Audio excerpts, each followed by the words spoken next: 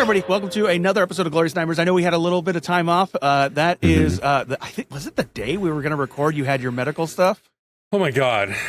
Yeah, we can talk about that. I mean, I know you've probably talked about superhero, but there's, we see maybe people who don't know. Yeah, in the middle, I don't even remember when this was. This is about 5 weeks ago now. Yeah, my face started to go numb on on one of my sides, and I was like, "Well, what is happening? Am I having a stroke? What's going on?" Went to the ER, found out I had Bell's palsy. Took about 4 weeks to heal, which is on the short end. So I'm grateful for that. Yeah, I think I was really lucky that I caught it like day of. And went to ER immediately. So I think just getting on those meds as fast as I could was really helpful. I did record some stuff on Heroes Reforged, and that was a big struggle. I had to have the boys really take over on a lot of that stuff because I was just getting tired and my face was sore and it was just a lot. And I know that we had debate about doing an episode, and I was like, we did. We had to talk about like, do we kind of power through? But it was like, I feel like every time we we get momentum going and then something comes up. Seriously, no fault of our own. I know, it's the most insane shit I've ever seen in my life. So that went on for about 4 weeks. And then I just told Cameron, we were going to record this a couple days ago, and I was like, I need to go to the dentist because now I have an abscess on my tooth that I need to go have done in January. So now I'm on medication for that to just take the swelling and pain down. And it's been a whole thing. I'm like, just get me to the end of the year. I don't know what witch you denied entry into your home. Oh my God, seriously. What the hell? What like, yeah, I don't know. What board game, what Ouija board did I leave uncovered somewhere? I'm telling you, man. But so today is going to be a little bit of a catch up, and we are going to finally get into Planet of the Vampires and Alien³ But next week we'll kind of kick back into, I know next week's Christmas, but we will find time to record and kind of maybe even do like a little bit of like 5 holiday horrors kind of a thing. That's a good idea. And plus, there's been a lot of stuff that's come out.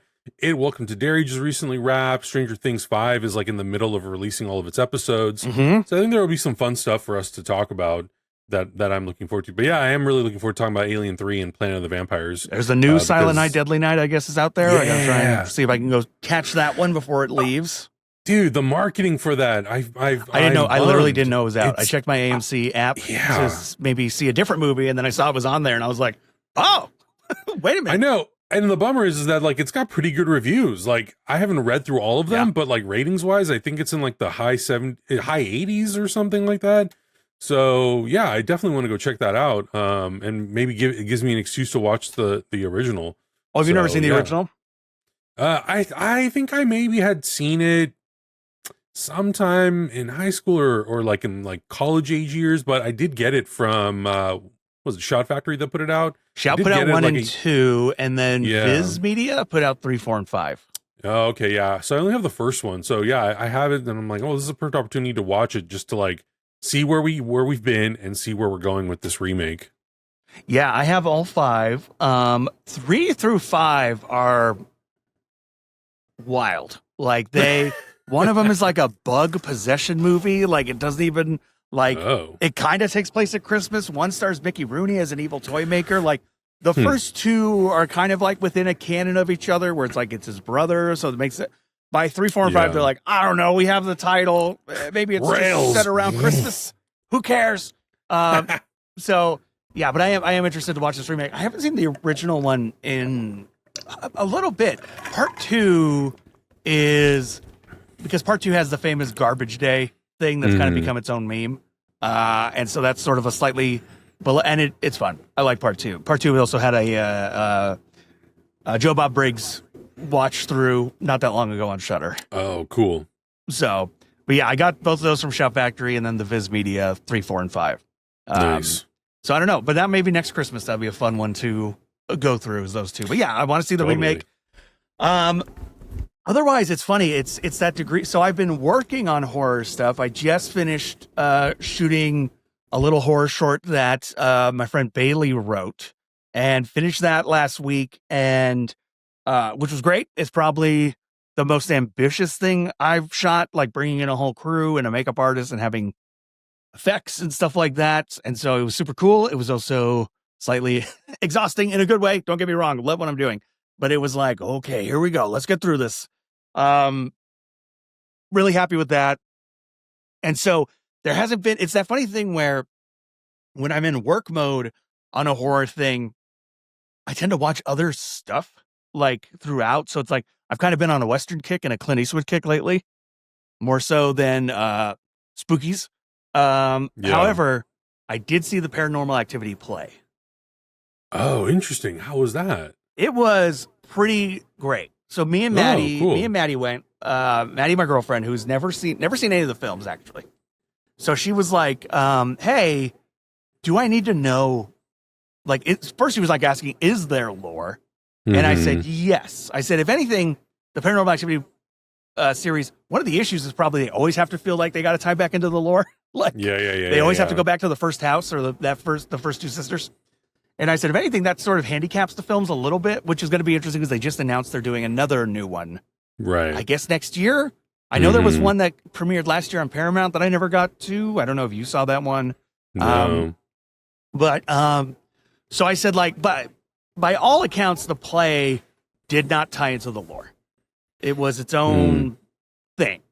And although I think they did, if you know the movies, I think they did little hints to stuff to make you think, but it's not needed. But it was at the Amazon, which is a big time theater. So that was sort of the interest of going to see it, was that it was kind of a big theater with a budget. Like, cause like there's like a lot of little cool theater, punk rock theaters around here that will do like horror shows around LA. And you kind of get an idea where you're like, oh yeah, that's going to be like probably like a little black box and they'll throw some stuff into the audience and it'll be a lot of fun. But it was interesting to be like, what do you do with a giant auditorium and with like a big budget? And so I've never seen this in a playbill before, but it was really cool for the book is that they had an interview with a magician they brought in to see like pulling off the tricks and stuff like that. Oh, interesting. And there was some really like, if you're willing to kind of just go in with it, there was some really dope stuff they did that were like sleight of hand magic trick stuff. Oh, wow. And it was great. The audience like really, kind of popped off when all that stuff was happening. It was super fun to go see. We had seats like up in the balcony, which was both a good and bad. It was good in that we were like able to see the whole stage. However, because it was a horror show, it was a little dark in some places. So there were moments, and this is, you're like squinting a little bit. Oh yeah, like, the both of us almost being in our 40s. I was like, what's happening? So there were moments where I was like, look, if the audience reacts and screams, I'll be like, okay, look a little harder. But yeah, we got the tickets were pretty cheap, and I guess it originated in London as a show. Oh, okay. And then came here. I would be surprised if they don't bring it back here in some capacity because it really, I feel like the last 2 weeks it was here, which is when we went, it really popped off. Like I was seeing a lot of social things on social media from friends of mine that are not horror people at all. Yeah. That were like going to it and checking it out. So I don't know if you live in London and it's supposed to be coming back to London, check it out. It was really, really, really cool. And like, I love theater stuff, especially when it's like big budget. It's really cool to see what they do. So I was very interested to see like, how do you translate a horror thing like this? Like it's one thing to do Phantom of the Opera and stuff like that, but to do like, oh, it's like ghosts and spookiness and stuff like that. But there was a lot of really, really cool stuff. And again, like having an audience just react when it's like doing things that are like jump scares or shocking and stuff like that. And it wasn't just, a loud noise and they boosted the speakers. Right. Like there was some really, really cool like sleight of hand effects. Yeah. I'm always, especially now, because I think a lot of that stuff, they're trying to be a little bit more ambitious to try to draw people back into the theater, to live theater at least. When I saw Beetlejuice, that also had some stuff that I was like, wow, okay, this is more than just moving sets around. Like there are some special effects in here that you really have to think through. Like, how do we make this feel authentic live and keep the audience engaged? Same thing with Back to the Future. I mean, the big appeal of Back to the Future is the DeLorean going through time. And I know you don't actually like, a lot of times, or I guess majority of the time, you never see it going like through time. But just the idea that the thing can fly and can do all this stuff, like there were some really sophisticated special effects they would do on the set. They would like rig the car and like lift the car and move it around the set that I thought was really great.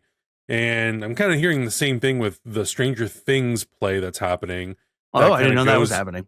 Yeah, it's I don't know anything about it. I haven't seen it, but I guess it goes into Vecna's story in a much more intimate way than the show has done, but it directly ties into the show. So if you watch that play and you watch seasons 4 and 5, you have a lot more sort of context about Vecna's story and who Vecna is and his, backstory and all that kind of stuff. But so far, I will say, having seen season 4 and half of season 5, like, I don't feel like I'm missing anything by not having that. And I feel like the show is still delivering and giving me everything that I need. So it just kind of like added stuff. But yeah, I like that these types of live performances are pushing the boundary of what you can do. Because I'm sure that's like doing Paranormal Activity as a play, that is kind of complicated.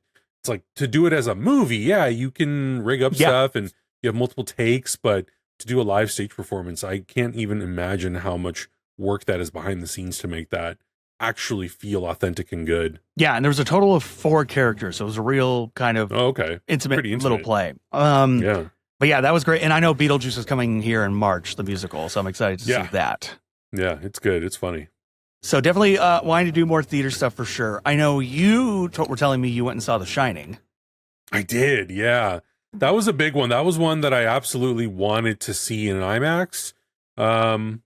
Mostly because, Kubrick shot that it's obviously shot on film, but they did a restoration. When did Warner Brothers finish that restoration? I think it was maybe like, at this point, it's probably been 5 years. Was it when the 4K came out? Yeah, I think it's been about 5 years now. Around that, yeah. Something like that, yeah. So I just wanted to basically see how that would look on a big IMAX screen. So I went to see it, and I took my girlfriend. She had seen it, I think the last time she said when she was like 15. So it's been a long time since she had seen that movie. And, there's a lot to be said about how re-releasing older titles, like catalog titles, might be the thing that draws people back to the movies, because that theater was packed. I think there were maybe like, let's say if the theater had 100 seats or 150 seats, I'd say only like 25 to 30 seats were empty. Like, it was majority of the theater was filled with people. I mean, that's what I've there's seen. a real thirst for those types of experiences. That's what I'm seeing going to Vidiots. Like, me and Maddie try to go to Vidiots once or twice a month. And even movies like, and I'm not to besmirch these movies, but like rom-coms, like not movies that are like event films. Yeah. We went and saw like 2 months ago, French Kiss, the Meg Ryan, Kevin Kline, sold out. And like Vidiots is not a small theater. Right. So and they will have more recent stuff. Like me and my buddy saw Godzilla -1 there. And that was dope as hell. But yeah, like Vidiots, like certain movies will just completely be near sold out, and it's not like the big event, like, remember this huge movie 20 years ago? It's like, it's a rom-com.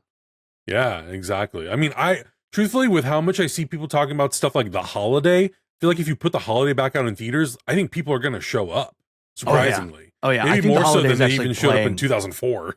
Yeah, I'm sure it's playing somewhere. I have no doubt about it. Yeah. And so, there's definitely something to that kind of thing. Have you ever read the book? Have you read The Shining book?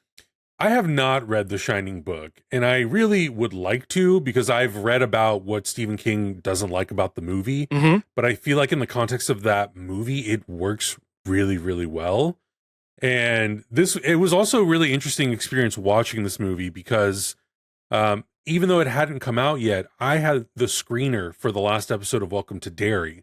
So we had watched that, we watched it, and we watched it chapter 2, and then I went and I saw The Shining. And I know it's not, I know they're not connected in that way. Like, I know in the novelizations, there's a lot more connections because it's interwoven in King's universe. Stephen King, for those who don't know, Stephen King kind of ties everything into the Dark Tower. Not everything, but most things tie into the Dark Tower at some point. Yeah. So, well, you started watching it, so this is not a spoiler, but obviously Dick Halloran is in it. Welcome to Yes, we're going to get into a whole Derry thing next week, everybody. I have the last 2 episodes to watch. So yeah. So he's in that. So I guess for me, it was just, this is so fascinating to watch this season of this show, the concluding parts in those 2 movies, and then to go into The Shining, where it's Dick Halloran. It's obviously, Kubrick's version of that character. And then also I very recently watched Dr. Sleep. So I have all this like Stephen King lore in my head. And because of my limited book knowledge, it's been interesting because everything that I know of Stephen King is primarily from movies from the 70s and 80s. Sure. Yeah. And some of the 90s, but not all of it. But now, as like technology has become more advanced and we have sort of like limitless ability to do everything. Now I feel like a lot of the stuff leans more into like the supernatural element, fantasy element. And I know this was my problem when I saw It Chapter 2 was I was not really into the shift from it going to like a horror movie to really being more of like a supernatural sort of like thriller horror movie. And it has a little bit more of those like fantasy elements. Yeah. And I think that's part of the reason why I want to read those books. If anything, read The Shining and see like how it compares and contrasts, because The Shining feels not, I don't want to say there's like a groundedness to it, right? Like it doesn't have that supernatural science fiction-y fantasy element to it. Like some of it is implied, but Kubrick doesn't really show a lot of that stuff. It really just sort of relies on the terror and the nuance and build up and suspense. So I would love to read that book and see like, well, how does this compare? Is there a lot more of this like supernatural element, kind of like what we get with Dr. Sleep in the book? I think that would be fascinating to discover. Oh, sure. No, it's a heck of a book. I'm hoping to reread it soon. I'm currently like, I think last time we talked about it, I'm on my Dark Tower reread. So, but I've been doing the thing because it's 7 books, 8 actually total, but one of the books, he finished the series and then did like a betweenquel. Oh God. Like down the road. So there's 8 total. Yeah. So I was like, okay, let me read 2 and then read something else and then come back and read the next 2. So yeah, I'm currently actually reading Cormac McCarthy's All the Pretty Horses. Oh, okay. And then I'm going to start 3 and 4 of Dark Tower after that. But I do want to reread The Shining as well. It's been a minute. Yeah, and at some point I would really like to read it as well, because I did not know. I didn't fully understand at the time where all of the stuff for It Welcome to Derry, all 3 seasons, when 1962, 1935, and 1908. I didn't know how much of that was kind of peppered into the book. So it's cool to see that they're kind of really extracting some of that stuff out and just building it out. And the way I understood it was Andy Muschietti talked about like the black spot. He knew that was a pivotal event in the book. That was something that was constantly sort of a callback to, and he really built the season around that event. I'm like, I like that. I like that it's just building out stuff that already is in existence, because sometimes I feel like when they try to just pull something out of thin air that has no sort of basis for existing, then I'm like, well, all right, like you just really make me feel like this is a necessary thing that needs to exist. I've been interested to rewatch Castle Rock. Do you remember Castle? Yeah.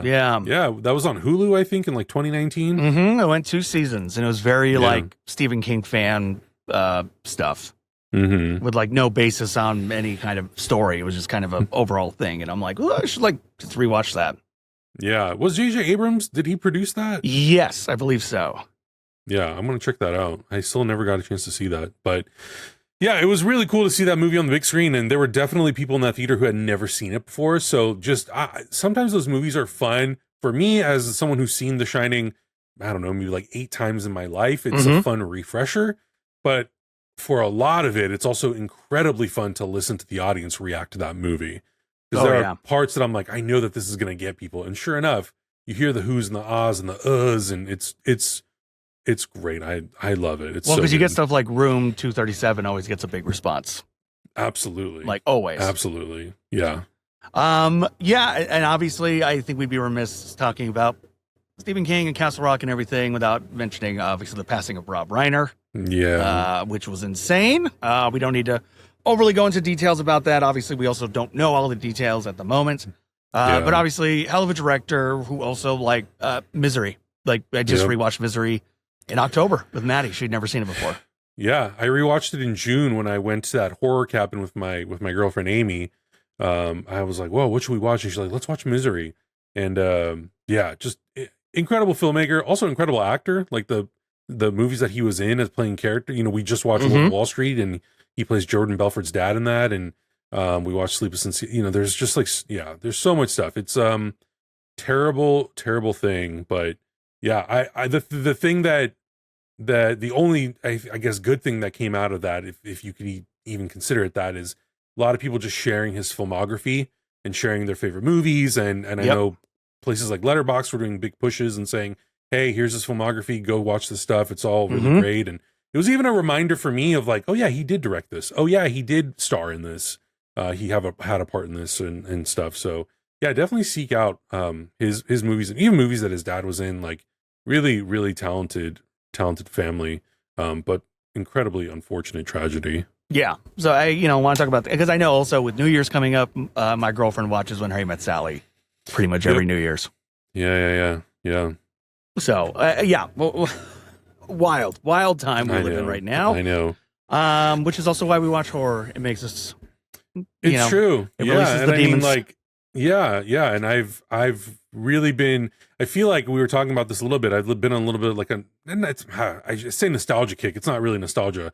Shining is the most nostalgic thing. The other movies I've been watching are like things that have come out this year. But I just sat through a double feature of Sinners and One Battle After Another in IMAX 70 millimeter, and like rewatching Sinners, man, that's just like a warm blanket. Like both of those movies are, but Sinners came out a little bit earlier this year. It feels so good to just go into movies like that are just pure entertainment, but they also have great actors in them. They have great cinematography, great music.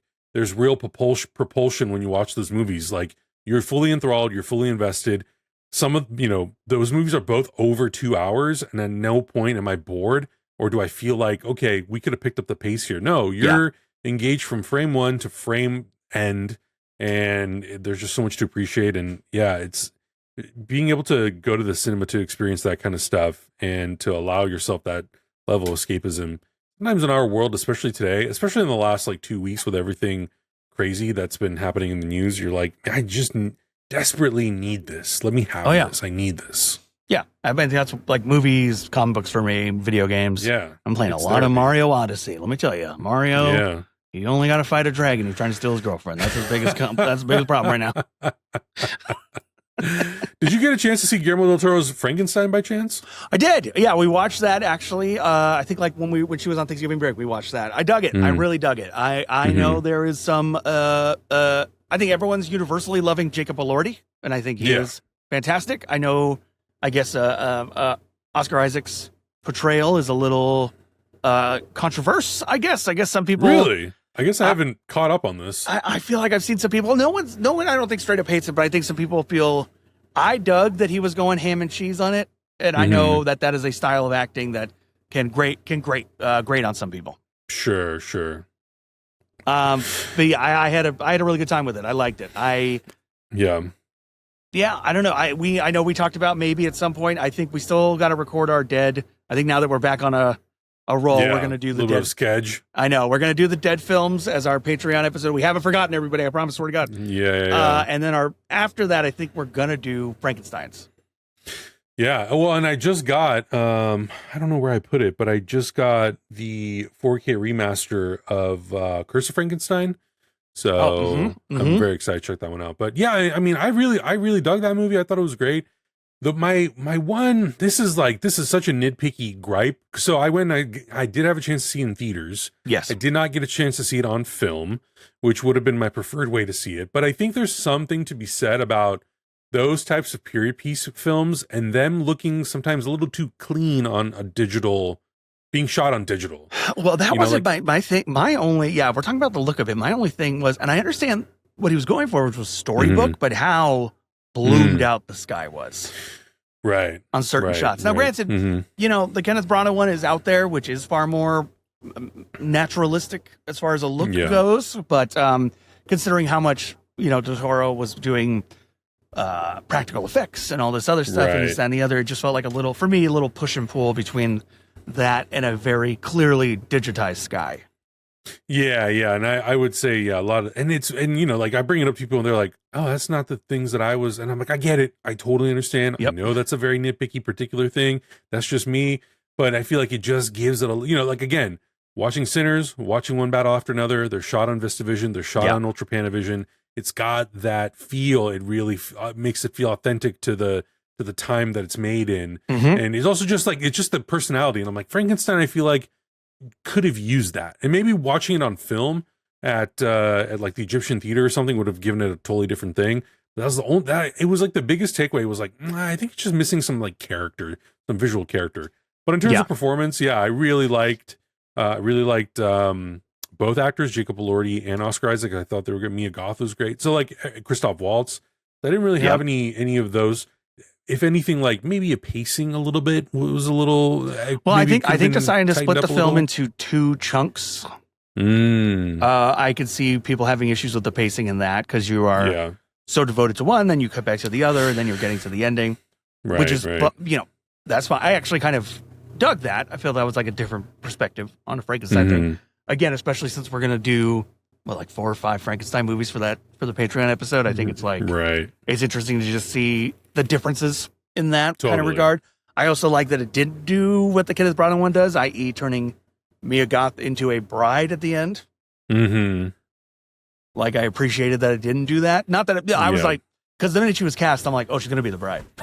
Like, they're that's gonna what make I thought too. And even watching the movie, I was kind of waiting for that moment, and then things happen towards the end of the film, and I'm like, oh, is this going to be like not a setup? Because I never felt like there was going to be a setup for a sequel, but you could have kind of tapered it off at the end there and like alluded to that or maybe shown something. But I was like, oh, waiting for that moment, and then it never came. And I was like, okay, yeah, that's fine. I'm good with it just being the way it is.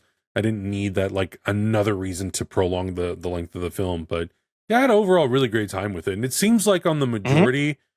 People seem to dig it, and I know that there have been some people talking about like, oh, it's a bit of a departure from the book, and I know that this comes up a lot when it comes to adaptations. Right. And I always feel like I have to remind people, like, listen, it's never going to be a 1-to-1. I was just telling you about the Odyssey and how people were complaining about like things like the designs and whatever, and I'm like, yeah, nothing will ever be a 1-to-1 adaptation. There's always going to be some Hollywood interpretation in the midst of things to make it entertaining and to keep people sort of engaged fully.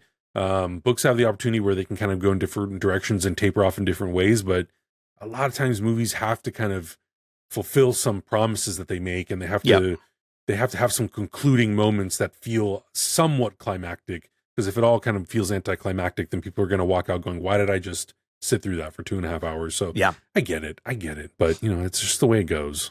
No, I do too. But yeah, no, I really dug. I think it's hard. Sometimes you are a victim of your own success, i.e., I love Del Toro, and I think that now he's had his last 3 films, Shape of Water, Pinocchio, Nightmare Alley, either win or be big competitors at the Oscars. Right. It's like he's now in this place where every movie needs to be an Oscar contender. Yeah.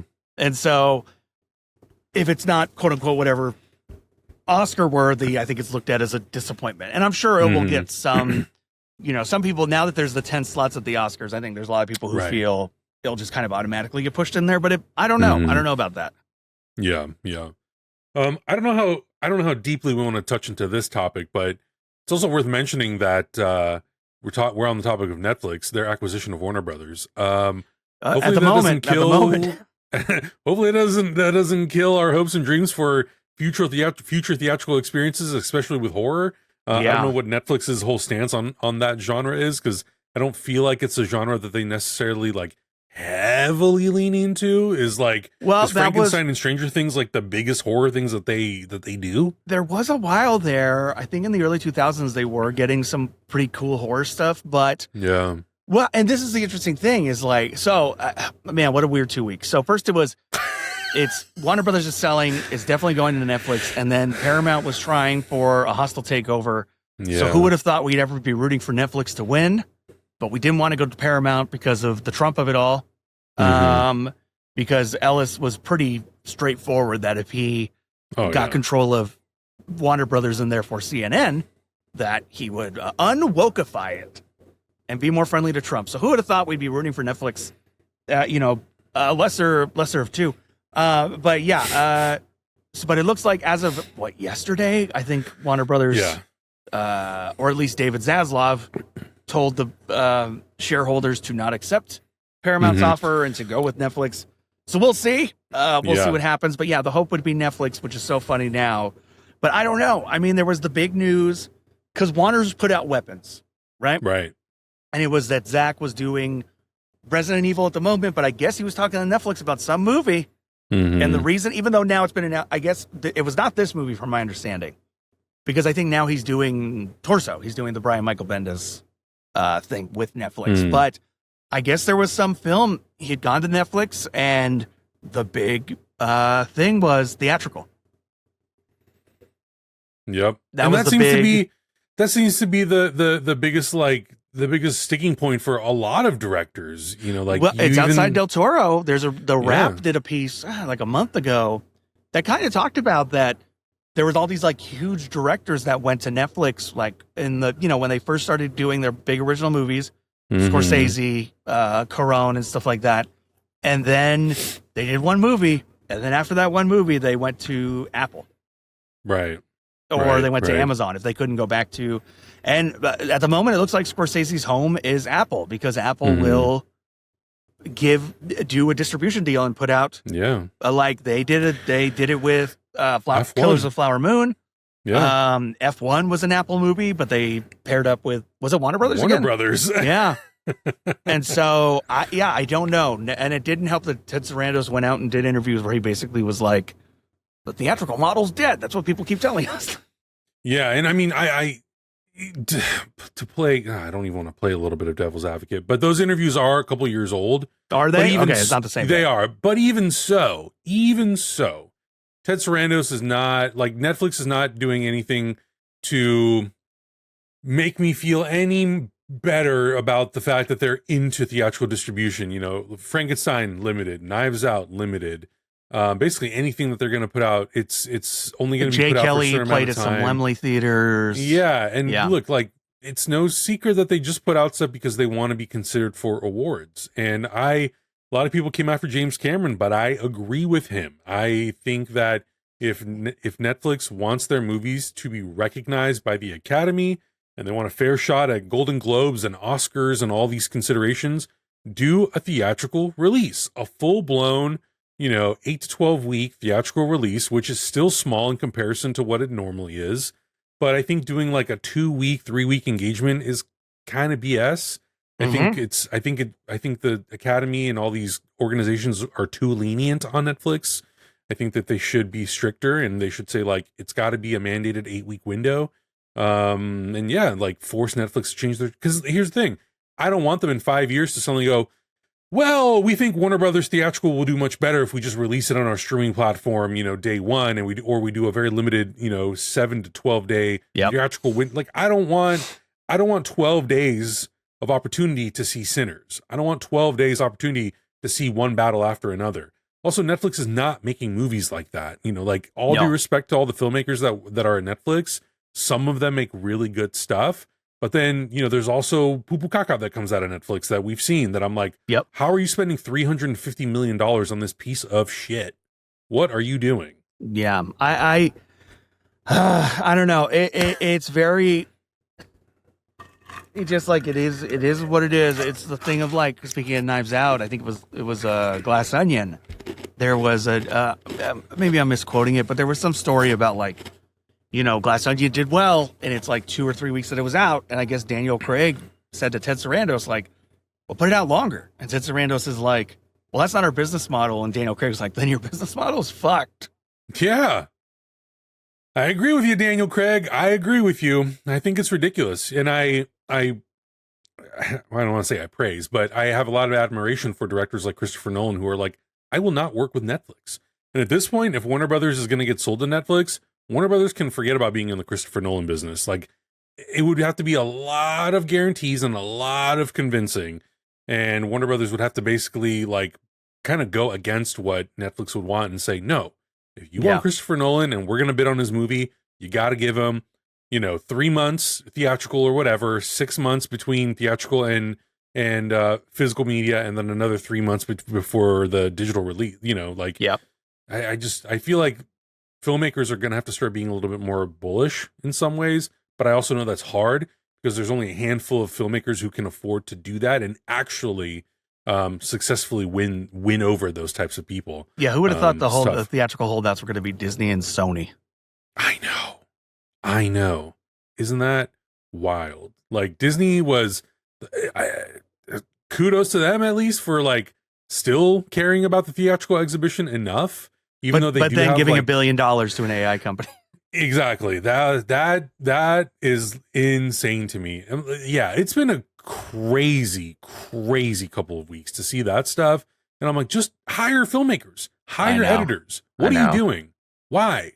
What are you doing? So it's always this catch-22 of, like, hey, good job on continuing to push out things theatrically, like Zootopia crossed $1 billion. Great. Fox Searchlight, you guys are doing Begonia. You guys are doing, The Testament of Anne. I forget what the whole name, the whole title of that movie is, but I think that might be Focus Features. But in any case, like, they're using Fox or Searchlight Pictures to put out a lot of really interesting independent films, things like Poor Things. So I'm like, great. Why are you investing $1 billion in AI? I know. What are you doing?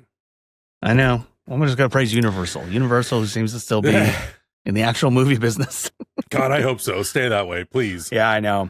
But keeping it a little more cheerful, we can jump into our reviews for the week, which are Planet of the Vampires and Alien 3. We were kind of kicking off a bit of an Alien special. We were going to try and do these with Alien Earth, and then things got higgledy-piggledy. But that said, where do you want to go? Where do you want to go first? Well, Alien 3 is an interesting one because we didn't watch, or at least I didn't watch, the theatrical cut.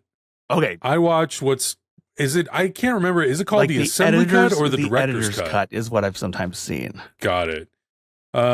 Yeah, this was interesting because I had seen Alien 3 previously. It'd been many years since I'd seen it, maybe like 10 years or so. And I know sort of like the famous backstory about it, and it being the movie that kind of was meant to kick off Fincher's career, but it did, but it also didn't. Well, even before that it was like going to be Rennie Harlan was going to make it. Right. It was going to be a Rennie Harlan film, and it was a script by Vincent Ward, and then Vincent Ward was going to make it, and it was going to be this religious thing about this planet that was made of wood, because some of the idea going into it was supposed to be like, hey, every one of them seems to be a little different. The first one's a haunted house movie. The second one is an action picture. What if the third one is like a religious gothic kind of thing? And there were so many different scripts thrown around that now some of them have been like made into comic books or audiobooks. Oh, interesting. William Gibson, who famously basically created Cyberpunk and wrote like Necromancer. He wrote a script that I think like Ripley is in it at the beginning, but it's mostly a Hicks story. Like it's like Hicks concentrated in. There were scripts where it was Hicks and Ripley were teamed up, or some of them where they were split off, and maybe there was going to be 2 Alien 3s, with one with Hicks and one with Ripley, and it took place in like a space mall kind of a thing, like a giant space mall, and there were scripts that had like 100 aliens versus like a bunch of power loaders. There's all this kind of stuff, and then it finally it felt like the kind of thing where whether it was Fox or Brandywine Pictures, I think it was Fox, was finally like, here's your release date, 92. Figure it out. And so that's when you had like the trailer that was like, on Earth, everyone can hear you scream. And the alien egg goes to Earth and everyone's like, my God, the aliens are coming to Earth. It obviously didn't end up being the movie at all. Yeah. They had no idea. They just put out a trailer. And then it was this Vincent Ward thing. And then that fell apart. So then Fincher at this point is doing music videos. He's like a huge music video guy. And it was, he famously did like a bunch of Madonna videos. A lot of the Madonna videos from the 90s that people would think of, he probably did. It's like him and Michael Bay were the two big 90s, early 90s music video directors. Late 90s is where we start to get Michel Gondry and Spike Jonze and stuff like that. But early 90s was like Fincher and Michael Bay. And so it's finally like, okay, we're going to do this. We're not going to do the wood planet. What if it's a prison planet? And then Walter Hill and David Giler, who are the producers on 1 and 2, then do a rewrite of the script, whether that was Sigourney Weaver asking them to do so or what it was. And so it became this whole thing. And one of the famous things was like, there's this meeting where Sigourney Weaver talks about there's this meeting and she's like, well, how do you see Ripley? And David Fincher sits there for a minute and then finally just goes, bald?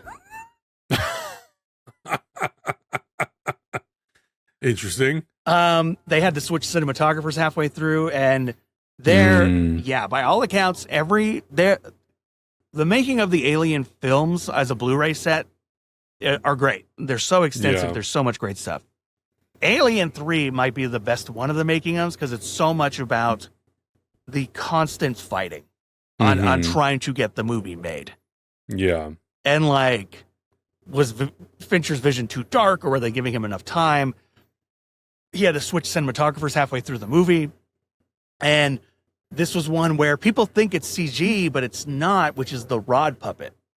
And the alien itself is never CG. It's always a rod puppet, but it's a rod puppet on blue screen. Right. And it was just the blending never seemed to fully work. And then also having the majority of your cast be bald white men, so it was kind of hard to keep track. And then obviously the biggest thing is the death of Newton Hicks at the very beginning. Right. Which is what most people really hate this movie for. There are a lot of detractors on this movie. They really write it off because of the death of Newton Hicks, including James Cameron. Yeah. And through all that, it's the one movie that Fincher really does not talk about. He really, I don't know if it's quite as James Cameron via Predator 2 or Piranha 2, but there's definitely a feeling of David Fincher being like, I don't want to talk about that. I'll talk about Seven. I'll talk about the game. Yeah. Do you know if Cameron, if there was any consideration for him to like come back and do a third movie? There's always been like, I don't know if he's ever said it himself. I think he it's always been actors from Aliens. Like the actress who played Newt talked about that while making Aliens. Cameron had told her ideas that he had for an Alien 3. Michael Biehn has kind of talked about it. I don't know if Sigourney Weaver ever has, but those two have often talked about, the two people who died, have often talked about like James Cameron's would have done it, but never really seemed to go into what the ideas would have been. Got it. Other than like a family unit. Because there was also ideas of like, well, would Sigourney want to come back? Like she hadn't written, nowadays you you get an actor for a movie and you right away get them for 4 films. Right. They always had to keep re-signing Sigourney Weaver, and she always had more demands. There's famously the story on Aliens where she told James Cameron, she was like, I want to have like a weird sexual dynamic with the aliens. I don't want to use a gun and I need to die at the end. And he went, okay, and ignored all 3. And then when she became a producer and had more power, and I love Sigourney Weaver, but then Alien 3, she never uses a gun and she dies. And then Alien Resurrection has this whole like, not sex, but kind of scene with the alien and the goop and everything. Very New York theater of her. Yeah. It was interesting too, because as soon as I finished watching Alien 3, I put on Resurrection. And within 3 minutes, I was like, nope, I'm out. I don't like Resurrection. I'm not a fan. Yeah. Resurrection is kind of in that list of movies for me where it's like Jason Goes to Hell and Nightmare 6, where I'm like, I don't love these. Yeah. There's moments, there's bits and pieces, but as a whole, I don't like them. Yeah, not satisfying, I can imagine. To my surprise, I actually really dug that assembly cut. I thought it was... If that is as close as we'll ever get to what Fincher's intention actually was, I thought it was really interesting. It really made it feel like it was a unique franchise in the sense that it has these movies that one is a horror, one is a sci-fi action, one is this like really interesting dark prison break sort of, I don't know. I thought it was a really interesting concept. And I think it utilized a lot of the characters in interesting ways. And it's also kind of limited with like how much you see the xenomorph. Like it's there, but it's not there that much. Like I would say it might be even less than the first Alien. Maybe that's too far. But like it's you might really be right though. I mean, much. I think you might be right. I'd have to look. But yeah, I think you're right. And I will say, after all I just said, I like Alien 3. Yeah, no, yeah. I like it as a weird, dark, it is not, you don't feel good leaving the movie. No, yeah. Aliens, you leave feeling like, all right, we're rock and roll. Yeah. Alien 3, you do leave kind of going like, ugh. Yeah. Yeah, that's exactly how I felt when it ended. But there was something very satisfying like that. It felt almost conclusive.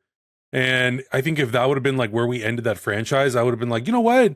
This is not like, I wouldn't put this as like some top tier trilogy ender, but damn it, if it at least didn't try to do something different. If that's what we had completely wrapped up, Aliens. Yeah, if we completely wrapped up the Ripley of it all, and then from there we do what we're doing now, which is like, oh, here's the new Alien stories. Right. Yeah, and these the first 3 films, like I definitely also, enjoy them in the same vein of like, the one thing just happens to this character, right? Like it's one long bad day. Yeah. Even though she's going to sleep and years are passing. And it's like this, Back to the Future, and the Evil Dead trilogy. Where it's like, oh, it just won't stop. I know. Yeah. Yeah. And those three movies are interesting because I always also do tend to forget that, like, not a ton of time passes with some of them. You know, I know the first one and the second one, it's a pretty decent chunk of time. But then from Aliens to Alien 3, it's like almost immediately after, isn't it? It's like... Well, it's the same. It's like to Aliens is like she's asleep in the pod for like a while, long enough that her daughter's an old woman. Right. And then Aliens to Alien 3, they're again asleep in the pods for a little bit before they crash. Yeah. Yeah. But it was a really interesting watch. There was a lot to appreciate. And even, the visual effects was one thing that I definitely noticed of like, oh, okay. They didn't fully understand how to incorporate this puppet and how to really sell this motion, not motion capture. What am I thinking of? Stop motion animation. Well, they didn't have the motion smoothing on it compared to... It definitely doesn't have that sort of like, oh, you very cleanly were able to figure out how to make this all come together. Like, it needed that like a touch. But I could still, kind of squint my eyes and fill in the blanks. And I'm like, yeah, you know what? It's mostly all here. There's a lot of really great stuff. And when they use the full like costume, the actor in the suit, like, or maybe it was just a full puppet the whole time. There are moments where it really, really is effective. And I really dug it. There was some really good stuff in there. You know, the dark humor, there's like moments where you're just like, oh my God, this is so uncomfortable, but it's kind of funny. And I'm laughing in the back of my head, but I'm also like, oh, it works great. And Sigourney Weaver, just like in Aliens, and this one even maybe more so, is just such a like force. So there was a lot to appreciate, but I had a really good time with it. Yeah, and again, it's the fact that they're all bald, so it makes them harder to stand out. But it's full of also great British character actors like Charles Dance, Pete Postlethwaite. Yeah, like they're I really enjoy them in this. It's just a dark, dour movie, which again, like, is why from my understanding, it did really well in Europe. Europe is like, yes, give us the sadness. I bet.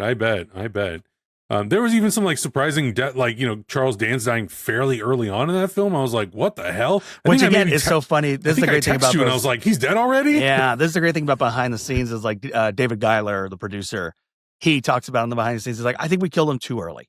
He's like, I forgot how early we killed him. Yeah. Like they're very honest behind the scenes featurettes.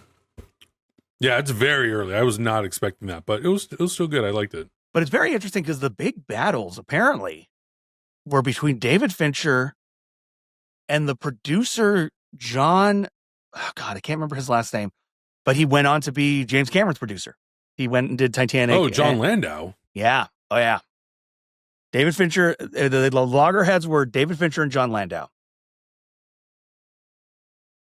I didn't even know that John Landau was a producer on that. That's crazy. Yeah. Whether it's a name but he's on the behind the scenes features and he does talk about, he's like, but it feels very much like producer talk where it is like, David Fincher, an amazingly talented guy, but we had to rein him in. Yeah. That's funny. That's funny. Yeah. I mean, credit because it's always fascinating to me when a director, and I don't know how often it's happened, but it will happen sometimes that these directors get thrown into these franchises that are already established. Yeah. You're following in the footsteps of people like Ridley Scott and James Cameron. And there's David Fincher, a guy who people are like, who? But that's the funny thing is like the series was always, to an extent, was supposed to be like, oh, this is the Prove Yourself series because Ridley Scott had only done the commercials and the Duelist. That's true. And then he set up this thing. Early. James Cameron had only been like a Roger Corman guy and then Terminator. Not even. Oh yeah. But he was writing the movie. He wrote Aliens before Terminator came out. But then when Terminator came out, he was able to option being the director. Right. So Fincher his road was not that different than the other two guys before him. Very true. So, but I think just corporate Hollywood in the early 90s was maybe a little different than what Ridley Scott and James Cameron had to face. And also, I remember the marketing for this movie. Like, I remember the green circle with the little three, the video games, the commercials. Like, this was a hugely Alien pushed movie. Oh, Alien Cubed. That's what it was all about. The hell? No, I like Alien 3. I mean, I have Alien and Aliens on 4K. If 3 were to come out and not part of a quadrilogy set on its own, I'd happily buy it. because then I wouldn't have to buy Resurrections again. Yeah, wouldn't it be a real bitch if they put out 3 and 4 as like a dual set? You're like, you bastards, that's exactly what I don't want. I think it'll depend on what Disney wants to do, but I don't know. But anyway, let us know. Are you an Alien 3 defender, or are you like, which is fair, many others who are like, fuck that movie, they killed Newton, the Hicks. Oh man, which I get. Yeah, I totally get it. So moving on, we have another Alien-esque movie, but before any of the Alien movies ever actually came out, Mario Bava's Planet of the Vampires, Italian horror. We're finally talking about an Italian horror movie. What did you think of Planet of the Vampires? Well, honestly, it gave me. I think because of the kind of state that we're in, where the way that people talk about media nowadays. Yeah. And I was just telling you before we start recording how like everyone wants everything to be super hyper realistic and everything's got to be believable and blah, blah, blah, blah, blah. This is so like in a lot of ways the opposite of that. Like, they're on sound stages, that it's all like little models that they're taking. Like it feels very Lost in Space, the TV show. Very Lost in Spacey. Yeah, very much like low budget. And there's such a charm to that shit. It makes me love a lot of those older movies that much more. And I think because of the societal push against it, like, this is cheesy, this is dumb. I'm like, no, this is great. This is people just taking risks on shit. This is people just trying stuff out. Oh, we don't know if the matte painting is going to look good in the background. Oh, I don't know if these costumes are going to work. I don't know if this fight scene is going to be coordinated enough. There is literally a character who gets punched in the face and flies across the ship control room. And I'm like, oh, yeah. Yes. I love it. Give me more. Please, give me more of these. Oh, yeah. I love that kind of stuff. So if anything, like, how was the story? That's fine. Like, it's a totally passable, entertaining story. There's really fun, like, little performances and nuances and very like over the top things that happen sometimes. But God damn it, if I don't just like love the swing for fun, digestible horror, science fiction, it's great for me. So this is the thing, and you can definitely see when you hear about this being like influencing a bit of Alien. For me, it's really, there's a lot of Prometheus and Alien Covenant in this. There is. Yeah, you definitely get those vibes. I was like, wow, like, because I've been a minute since I've seen it, so I remember being like, oh yeah, no, there's some Alien in here. And then watching, I'm like, there's actually a lot of Prometheus in this. I could totally see that, yeah. Like, landing on a planet, what is this? What's this thing? Let me go touch it. Yeah. Let me go touch things that I shouldn't be. Okay. But I think what I loved is that combination of both. Yeah, very much this like Lost in Space, 60 sets. But there was also something, because once the reveal of what's actually happening is out, it's very delicious, creepy. Yeah. And there's something about like having these things where you kind of then get into your brain where you're like, oh yeah, it's fakey fake, but I'm having fun. And then the reveal comes and you're like, ooh, that's actually disconcerting more so than if it was like realistic. Like, and Mario Bava as a director, I love his use of lighting and how things look and everything. Oh my God. It's so much mood and smoke machines. I love that. That was those are the elements that I love. And I'm watching, I'm going like, I love that it's just backlit with red light and there's just fog everywhere. And they're just climbing up these like little set pieces. And it just has so much character. And it's a really great way of just keeping you locked in. And you're like, what are we doing? Yeah. And then there's like sheets coming out of the floor. And I'm like, what? Wait, what? What's going on? And you're like, this is insane.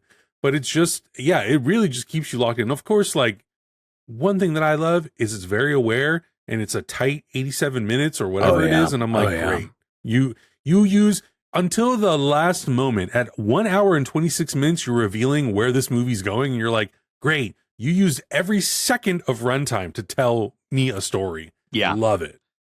Yeah, it's really great. We're holding back on what the reveal is because I think it's fun for people. This is even I think in the Mario Bava canon, a lesser seen movie. And so I think it's definitely worth checking out. Yeah. Because I think in the Mario Bava canon, I think like Black Sabbath and stuff like that. Black Sunday is more seen. I think Planet of the Vampires people, even though like it's got I got the Kino release, it's a great release. I think it's maybe underseen compared to those movies. So yeah, I really enjoyed watching this. I did too. I was like, to the point where I'm like, I was watching and I'm thinking to myself, you know what? This is one of those movies that on a random, and I was going to say during October, but like it wouldn't even be. It could be literally any time of year. I'm like, this is just one of those like fun throwback movies that you put on. Not even if you've already seen it, obviously, like if you've never seen it before, yeah, you should sit and watch it. But if like at this point, now that I've seen it, I would put it on and I could easily like, I'm going to go do some tasks while this is playing in the background. And then just like take a peek at it every like 5 or 10 minutes or something. It's that kind of movie. It's like, it's a really fun, I could definitely see it being a really fun, like background movie to have. It's the kind of movie that used to air on like TNT or Sci-Fi Channel back when we were younger. Yeah, I really, really enjoyed it. So that said, if you've seen Planet of the Vampires or any other Mario Baba movie, please let us know. But that said, what are we watching next week? What's next week's homework? Ooh, good question. I actually, wow, damn it, I just had something pulled up. I pulled it up like 4 times because I'm like, please remember this, don't forget. And I'm gonna this is what I wanted to watch. I did not get a chance to see this movie in theaters, and this is a newer film. I would really like to watch Shelby Oaks. I think that would be a fun one to watch. All right. Well, we're gonna be honest about it. We do not know Chris Stuckman. I am not. You are not. I don't know Chris Stuckman personally, so you are not going to hear me walk on and be like, God, I'm just glad a YouTube guy made a movie. 8 out of 9 10 stars. Well, and it's been interesting because I think it'll be fun to also kind of talk about, like the Philly Pooh brothers, Dan Trachtenberg. There's been plenty of other guys people who've come out of YouTube making stuff. So yeah, I'm interested to give this one a watch and just kind of see what my thoughts are on it. I'm going to play, as I said earlier, I've been on a bit of a Clint Eastwood kick. So one of the few rare Clint Eastwood suspensey kind of movies, I'm going to go with Play Misty for Me. Yeah, I love that movie. God damn it, it's good. For those who haven't seen it, Play Misty for Me, his directorial debut. Kino just put out a great 4K of Play Misty for Me. And yeah, it's a little kind of a precursor to a lot of the 80s Lady Go Crazy kind of movies. Your Hand Who Rocks the Cradle and stuff like that. Yep, 100%. Yeah. So that will be our homework. We're going to watch Shelby Oaks and then Play Misty for Me. Hell yeah. Which I'll have a good story about the first time I saw that. Fun little, okay, well, I'll save mine too then. I was going to share it now and I'll save it because it's a fun one. But yeah, those are great choices. So I'm really looking forward to that. And in the meantime, I'm trying to think like what other horror stuff that I'll probably end up watching. I've got a few things. I got the A24 Pearl trilogy recently. And I've been meaning to get that. I've been wanting to get that. Yeah, I want to dive into it. It's a big boy. It's a big old chunky thing. I want to dive into that. There's I don't know, the Silent Night, Deadly Night. There might be a few other things that I want to jump into, but yeah, I'm really excited to talk about this. I watched this for the first time last year, and that's the only time I've seen it, so I think a rewatch will be definitely good for me.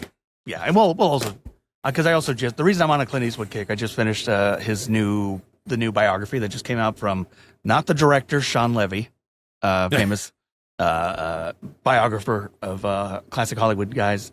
What a book! It actually does a very good job of both, not glorifying the man nor crucifying the man.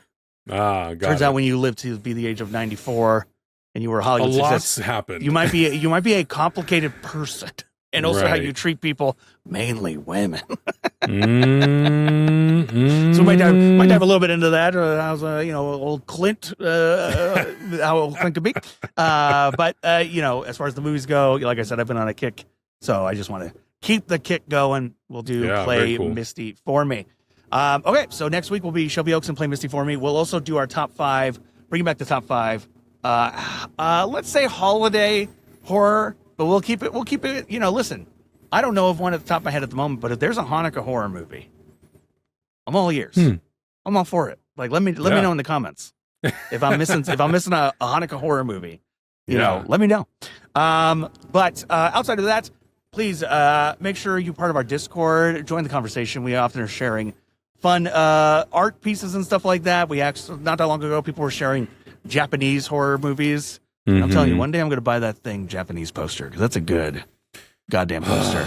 Don't even get me started on international memorabilia, Cameron. There's so much good stuff out there. God I damn. know. It's hard. Movie tickets, all kinds of things. And join our Patreon where you can get episodes early, and we are going to be recording the Dead Set. I think 2026 is when we're going to really kick into things. This year, the first year, listen, the plane got a little bumpy from time to time. So yeah, we had like a really it's always like doing this type of stuff is always very interesting because I think on the outside people go, well, it's really easy. You just sit and talk for an hour. And I'm like, if only it was that simple to just do this consistently every single week without interruption.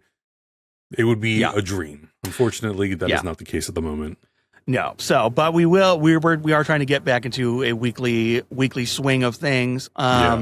And so 2026 will definitely, so January, I think will definitely be the Dead series. And then February will probably be Frankenstein, and we'll figure out maybe March is the Leprechaun movies. Oh, interesting. There's a lot of them. So maybe we just do the first 3. Sure. Yeah. There's like 8 of them. Yeah, I think so. And I think they're talking to Warwick Davis about coming back because they did a WWE reboot, and then they did a new one, but not with Warwick Davis, but it's not a sequel to the reboot. And now I think there's talk about bringing Warwick Davis back. And I'm like, listen, you know what? Go ahead. But if anybody else has ideas for March, let us know. Yeah, absolutely. Leprechaun just feels like the idea at the moment. Or maybe we just do Horror Goes to Space, because I think Leprechaun was the first one, and then Hellraiser did it, and then Jason did it. Of course, famously. Yeah, we'll figure it out. Folks, thank you so much for watching, and we will see you next week for an all-new episode of Glorious Nightmares.